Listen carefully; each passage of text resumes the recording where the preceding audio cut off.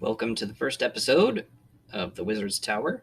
Today we're going to be talking about place value. In order to talk about place value, you need to know the order of place value, which starts with ones, then goes to tens, and then hundreds. And if you know these three, you know almost all you need to know about the order of place value, because it's going to start to repeat.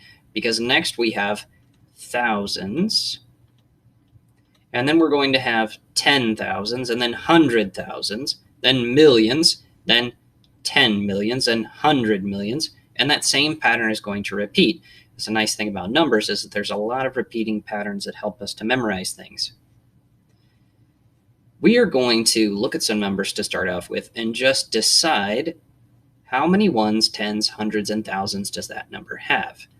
We're going to look first at the number 76. It's got two digits here. No zeros as a placeholder, so we know our very first one is going to be counting ones. How many ones do we have? Well, we have 6. Next one to the left is our tens. We have 7 tens, and we have 0 hundreds and 0 thousands. This tells us most of what we need to know to start off learning about place value. That this 6 is counting 6 individual things, just like those place value blocks we looked at last week. This 7, though, isn't counting individual blocks. It's counting 7 10 sticks, 7 groups of 10. Let's try another larger number. Let's try 452.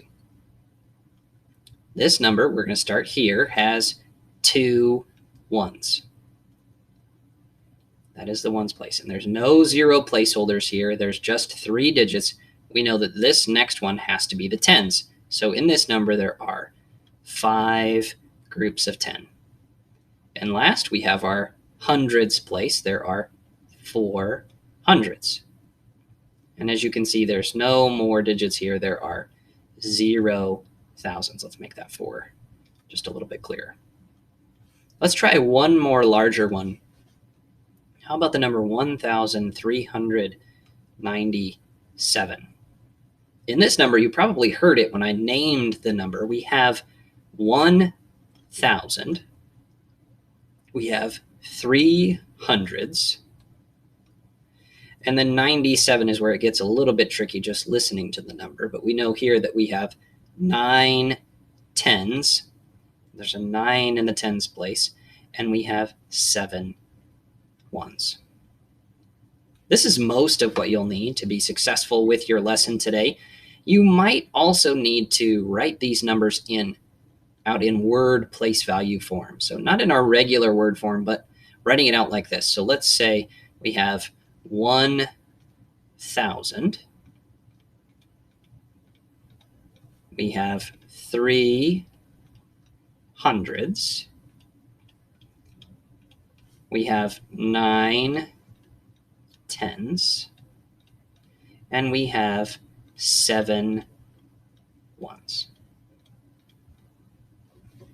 Good luck with this review on place value. Let me know if you have any questions. I'll be happy to help. And as always, stay mathematical!